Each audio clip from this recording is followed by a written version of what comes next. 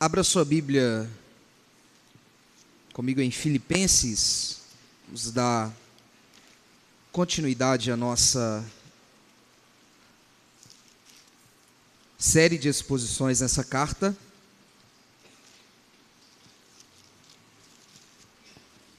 Esse é o terceiro sermão.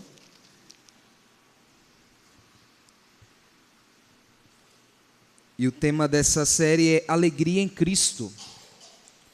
E nós estamos olhando para essa carta onde esse tema está muito presente. E hoje eu quero convidá-los para meditarmos em Filipenses 1, versículos 9 a 11.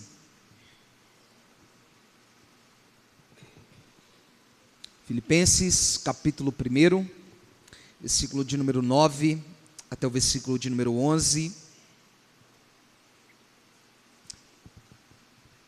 Diz assim a palavra do Senhor: E também faço esta oração, que o vosso amor aumente mais e mais, em pleno conhecimento e toda a percepção, para aprovardes as coisas excelentes e serdes sinceros e inculpáveis para o dia de Cristo, cheios do fruto de justiça, o qual é mediante Jesus Cristo, para a glória e louvor de Deus.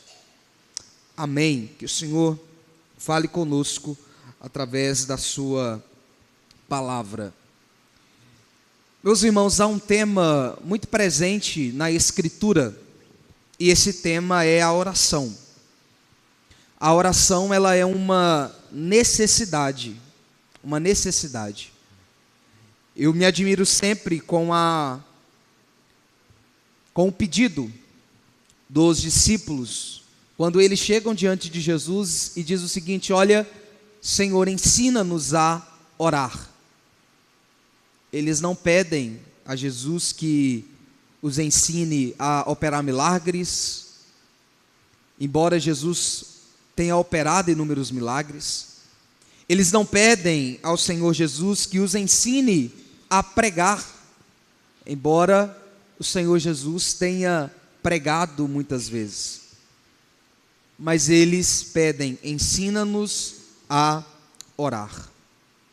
A oração, ela é apresentada para nós, tanto no Antigo como no Novo Testamento, como um mandamento, uma necessidade. E na verdade, meus irmãos, a oração é o melhor indicador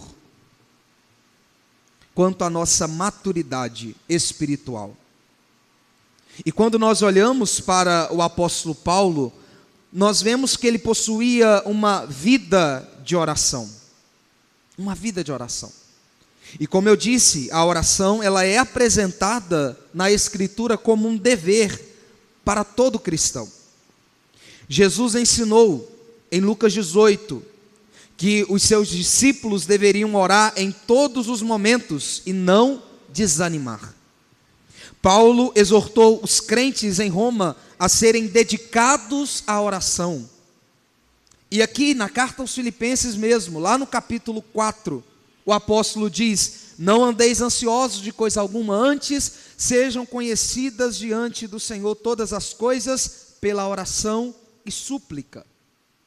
Pedro ordenou os crentes a serem criteriosos e sóbrios e dedicarem-se à oração. Portanto, a oração é um mandamento. Mas mais do que um mandamento, a oração, ela deve ser para nós um deleite, um prazer. É na oração que os verdadeiros anseios do coração são demonstrados. Um coração egoísta, focado principalmente em seus próprios problemas, conflitos, interesses pessoais, vai produzir orações egoístas e superficiais. Um coração focado na glória do Senhor, um coração focado na igreja, no povo de Deus, vai produzir orações voltadas para a glória de Deus e para a necessidade dos outros. E Paulo era assim. Paulo era um crente maduro. Neste mesmo livro, em sua introdução, lá no versículo de número 3, Paulo menciona que orava em favor desses crentes. Versículo 4: fazendo sempre com alegria súplica por todos vós. Então Paulo disse anteriormente que orava por esses crentes, e agora Paulo vai nos mostrar qual era o conteúdo dessas orações. E é muito interessante quando nós observamos as orações do apóstolo Paulo, não somente essa, mas as outras, por exemplo, em Efésios capítulo 1, Efésios capítulo 3, Colossenses capítulo 1, quando nós olhamos para as orações do apóstolo Paulo registradas para nós no Novo Testamento, nós vemos que Paulo se preocupava principalmente com questões espirituais, mais do que com as necessidades físicas. Paulo orava por questões espirituais. O foco da oração do apóstolo era sempre o bem-estar espiritual dos outros. E é isso que nós vemos aqui. Paulo expressa o pedido básico no versículo de número 9. Depois, dos versículos 10 a 11, a primeira parte, ele menciona os resultados que espera que Deus produza neles como resposta à oração. E por fim, ele menciona o objetivo final de tudo isso, a glória e o louvor de Deus. Então vamos dar uma olhada na oração nessas três perspectivas. Primeiro veremos a petição de Paulo, depois veremos qual é o propósito que ele quer alcançar, e depois o objetivo final de todas as coisas. Primeiro vamos examinar a petição, aqui no versículo de número 9. Olhe comigo para o texto. E também faço esta oração, que o vosso amor aumente mais e mais, em pleno conhecimento e toda a percepção. A petição básica de Paulo é para o crescimento no amor, um amor que é informado pelo conhecimento e pelo discernimento, pela percepção. A oração de Paulo era para que o amor deles continuasse crescendo, ou que fosse mais abundante. Isso nos mostra, meus irmãos, que nós devemos progredir em nossa vida cristã. É muito claro para nós que essa igreja era uma igreja que amava. Tanto é que Paulo agradece a Deus pelo fato dessa igreja ter sustentado ele no momento de dificuldade. Essa igreja socorreu a igreja na Judéia quando esta passava por dificuldades, ou seja, era uma igreja amorosa. Mas mesmo sendo uma igreja amorosa, Paulo ora para que o amor deles aumente. É semelhante àquilo que o mesmo apóstolo diz na sua primeira carta aos Tessalonicenses, no capítulo 4. Na sua primeira carta aos Tessalonicenses, o apóstolo diz: seja sobre o amor fraternal, vocês não precisam que eu lhes escreva, porque vocês mesmos foram ensinados por Deus a amar uns aos outros. Na verdade, vocês estão fazendo isso com todos os irmãos de toda a região da Macedônia, mas encorajamos vocês a fazerem isso ainda mais. Ou seja, a igreja em Tessalônica era uma igreja amorosa, e a prova disso é que essa igreja estava ajudando os irmãos da Macedônia, provavelmente a igreja em Filipos. E Paulo diz para os crentes em Tessalônica: vocês precisam crescer ainda mais. E aqui ele diz a mesma coisa, que o amor de vocês aumente. Como eu disse, isso significa que a vida cristã, ela é uma vida de progresso. A vida cristã é uma vida de progresso. A vida cristã não é uma vida de retrocesso.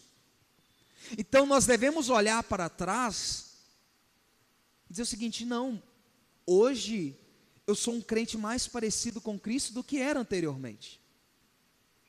Às vezes a gente ouve aquela frase, né? O primeiro amor, a gente precisa voltar ao primeiro amor. Mas muitas vezes o primeiro amor é um zelo sem entendimento, sem conhecimento. A vida cristã, o ápice dela não é quando vamos à fé. Mas é no final, porque a obra que o Espírito Santo faz em nós é uma obra progressiva. Então você deve olhar para trás e perceber isso. Eu tenho progredido na minha vida cristã. Eu tenho crescido, eu tenho amadurecido, porque essa é a obra do Espírito Santo, nos conformar à imagem de Cristo. Então o meu amor deve ser maior do que era anteriormente.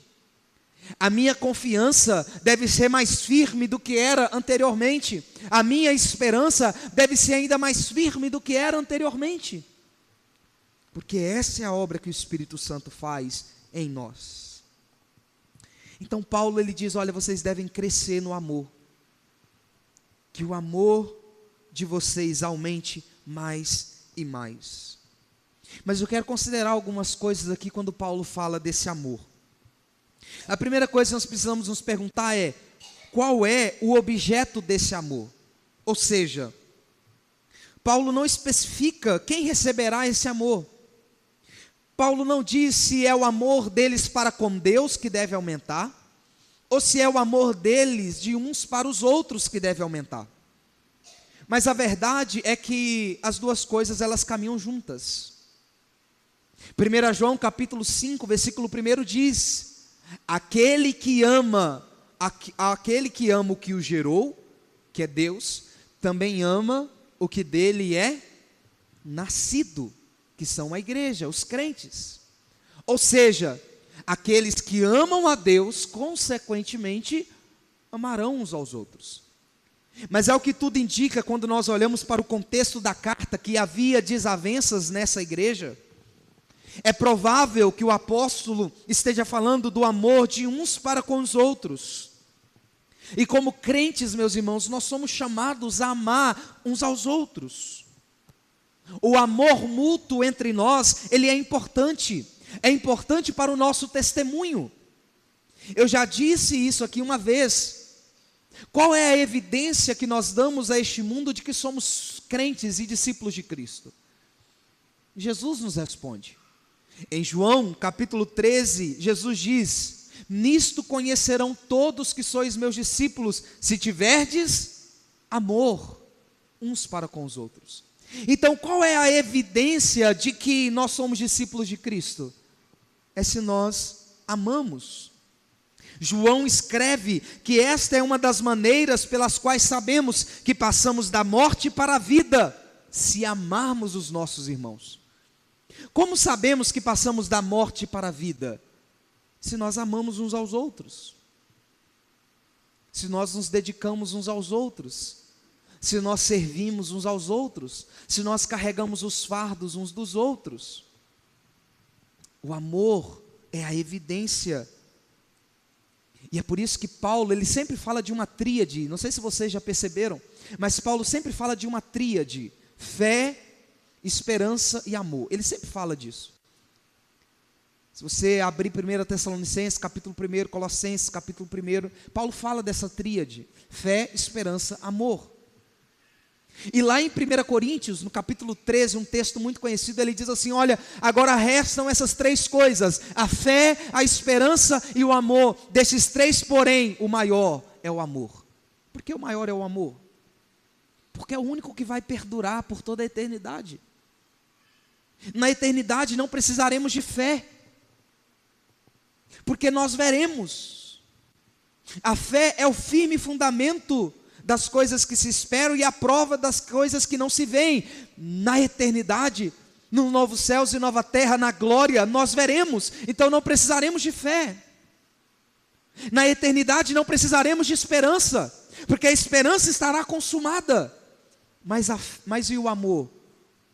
O amor durará por toda a eternidade. Sabe por quê? Porque Deus é amor. A nossa relação será sempre marcada pelo amor. Então ame o seu irmão, ore por ele.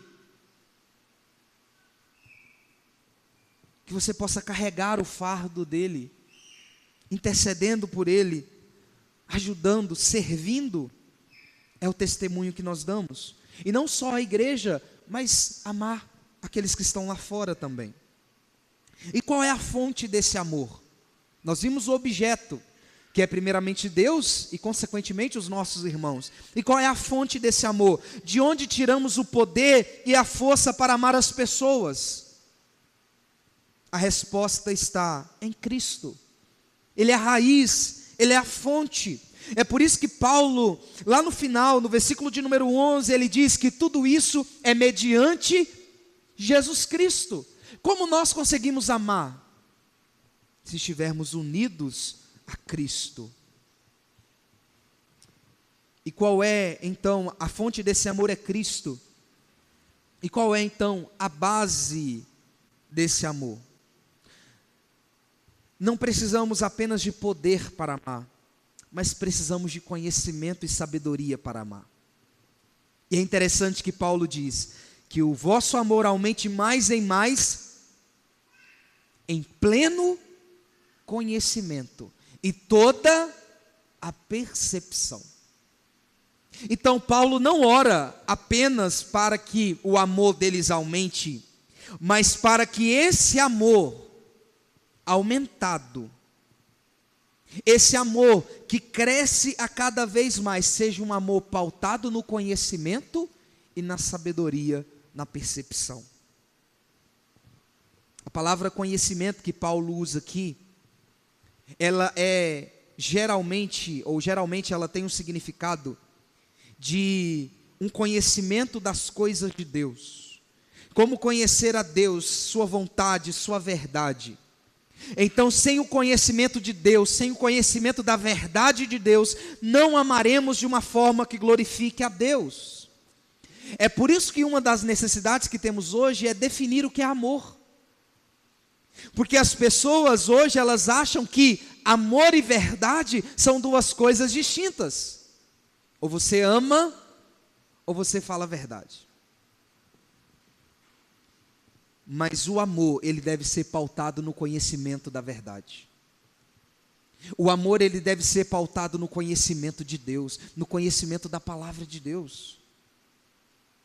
O amor tem que estar fundamentado na verdade. Se quisermos amar corretamente, precisamos nos submeter à palavra de Deus, não à opinião cultural, não aos nossos próprios sentimentos. O amor está enraizado no conhecimento de Deus e no conhecimento da palavra de Deus. E se não conhecermos a palavra, se não tivermos o conhecimento da verdade, não conseguiremos amar verdadeiramente.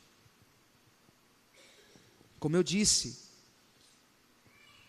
isso é algo extremamente necessário para os nossos dias. Por quê? Porque o amor hoje está associado à tolerância. Então, se você ama, você me aceita do jeito que eu sou. Se você me ama, você nunca vai me confrontar. Se você me ama, você nunca vai falar a verdade. E nós estamos vivendo em um tempo onde a verdade, quando esta é dita, ela ofende. Mas o amor está ligado à verdade. Porque amar significa falar a verdade. Essas duas coisas não são opostas. Mas a Bíblia diz que a verdade deve ser falada em amor. Então a gente não deve amar e tirar a verdade de cena, mas nós não devemos também falar a verdade sem que essa verdade esteja com amor nos nossos lábios, com amor no nosso coração. Então não são palavras para ferir, para machucar, são palavras que restauram. E é por isso que Paulo diz que esse amor, ele deve estar pautado no conhecimento e em toda percepção. Sabe o que é isso?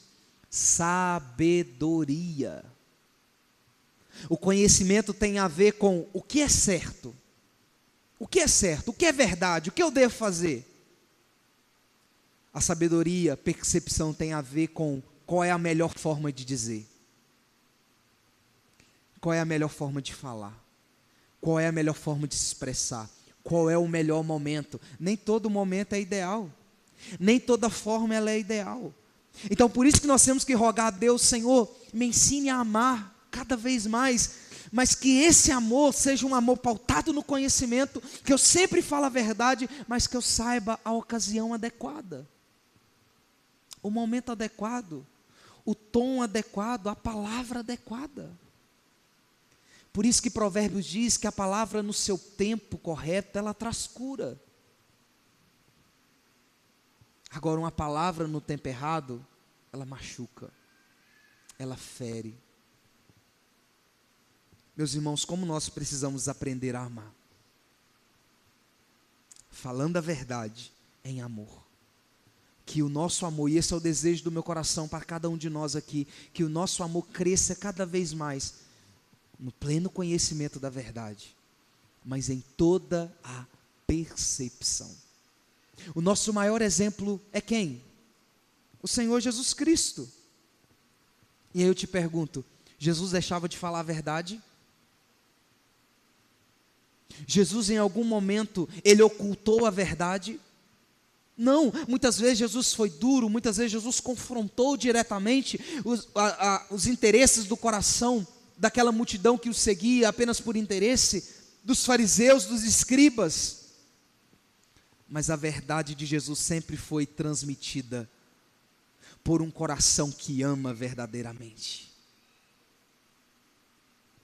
Que assim sejamos também, irmãos. Qual é, então, o propósito disso tudo?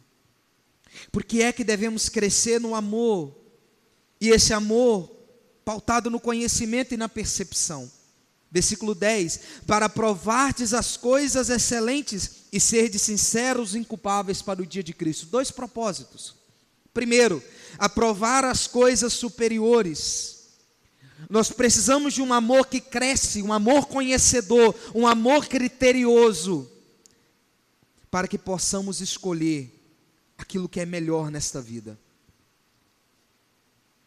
Paulo ora para que esses crentes tenham discernimento para distinguir entre o certo e o errado, entre o melhor e o pior, entre as coisas que importam e as coisas que não importam.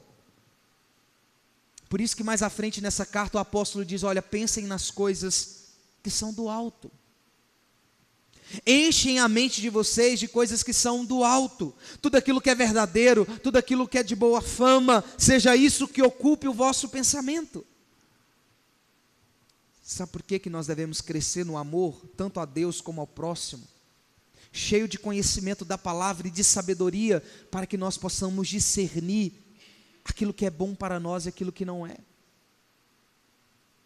Aquilo que nos ajuda, aquilo que nos atrapalha. Aquilo que é um incentivo, aquilo que é um obstáculo. Muitas vezes falta-nos sabedoria nesse sentido. Coisas que nos atrapalham, coisas que nos impedem de caminhar, coisas que nos prendem. Mas nós somos chamados a buscar esse discernimento da parte do Senhor para aprovar as coisas que são excelentes. Em segundo lugar, para ser puro e irrepreensível, inculpáveis para o dia de Cristo. Porque devemos ter então esse amor cheio de percepção e sabedoria, para que sejamos puros e irrepreensíveis, sinceros e inculpáveis, naquele grande dia onde nós estaremos diante do Senhor. Por fim, no versículo de número 11, o apóstolo nos mostra qual é o resultado final de tudo isso. E ele diz: cheios do fruto de justiça, o qual é mediante Jesus Cristo, para a glória e o louvor de Deus. Por que é que Paulo ora por todas essas coisas? Para a fama e o renome de Deus. O objetivo final dele é a glória e o louvor de Deus. Paulo começa agradecendo a Deus no versículo de número 3, e ele finaliza com a razão de tudo: Deus ser glorificado. Não há propósito maior em nossa vida do que a glória de Deus. Não há propósito mais importante na nossa vida do que glorificar a Deus. Nós não vivemos para outro propósito. O fim de tudo é a glória de Deus. E esse é o objetivo final das orações de Paulo registradas na Bíblia para nós. O objetivo sempre de Paulo é: Deus seja glorificado. Como a oração do Pai Nosso começa? Não com as nossas necessidades, mas com a glória de Deus. Pai nosso que estás no céu, santificado seja o teu nome. A verdade fundamental sobre o qual a nossa vida gira em torno é a glória de Deus. Por que é que nós fazemos as coisas na igreja? Para a glória de Deus. Por que é que você serve na igreja? Para a glória de Deus. Por que é que você deve amar o seu irmão? Para a glória de Deus. Por que você deve agir com sabedoria? Para a glória de Deus. Por que você deve falar a verdade? Para a glória de Deus. Tudo tem como objetivo final a glória de Deus. Meus irmãos, se há qualquer outro propósito em nossa vida que não seja a glória de Deus, nós estamos errados. Estamos servindo errado. Se o meu objetivo, como pastor da Igreja Presbiteriana Filadélfia, é fazer com que o meu nome seja propagado, eu estou absolutamente errado. Tudo o que nós fazemos deve ser única e exclusivamente para a glória de Deus. Então, por que é que eu sirvo na igreja? Não é para ser visto. Por que é que eu sirvo na igreja? Não é para as pessoas olharem e falarem assim: olha como você serve. Mas eu faço tudo na igreja. Nós devemos fazer tudo na igreja. Você deve fazer tudo na igreja. Unicamente, exclusivamente para a glória de Deus. Meus irmãos, se nós entendermos esse objetivo final de tudo, todas as nossas obras serão santificadas. Quando a igreja entende qual é o fim de tudo, é a glória de Deus, você acha que vai haver desavença entre nós? Se nós entendermos que tudo é para a glória de Deus, não é para o meu nome, não é para a propagação do meu nome, não é para absolutamente nada, nem para reconhecimento humano, para nada, é para que Deus seja glorificado. Como seriam os nossos relacionamentos? Se nós entendermos que o foco principal de tudo é Deus ser exaltado em nós e através de nós. Eu já falei isso aqui, Deus não divide a sua glória com absolutamente ninguém. Minha é a glória, diz o Senhor, e não darei a outro. Somos convocados então, irmãos, a orar para que Deus seja glorificado em nós, seu povo. Para que Deus torne a sua glória conhecida através de nós, a todos os povos. Mantena. Por que é que nós devemos servir uns aos outros? Por que é que nós devemos acudir o necessitado? Para que o nome de Deus seja propagado, para que o seu nome seja honrado. Cheios do fruto de justiça, o qual é mediante Jesus Cristo. E eu encerro aqui. Paulo nos mostra que toda a fecundidade, isso é, toda obra de justiça, todas as obras de justiça, elas são mediante Jesus Cristo. Ou seja, não há como frutificar fora dele. Tudo é para a glória, honra e louvor do nome dele. Sabe por quê? Porque tudo aquilo que nós fazemos é pela força que ele nos dá. Sabe por que você consegue servir tão bem? Porque Cristo te dá força para servir. A nossa fecundidade, por assim dizer, a nossa frutificação está ligado a Cristo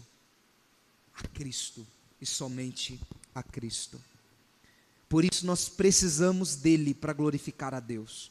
Nós precisamos dele para dar frutos, porque sem ele nada podemos fazer.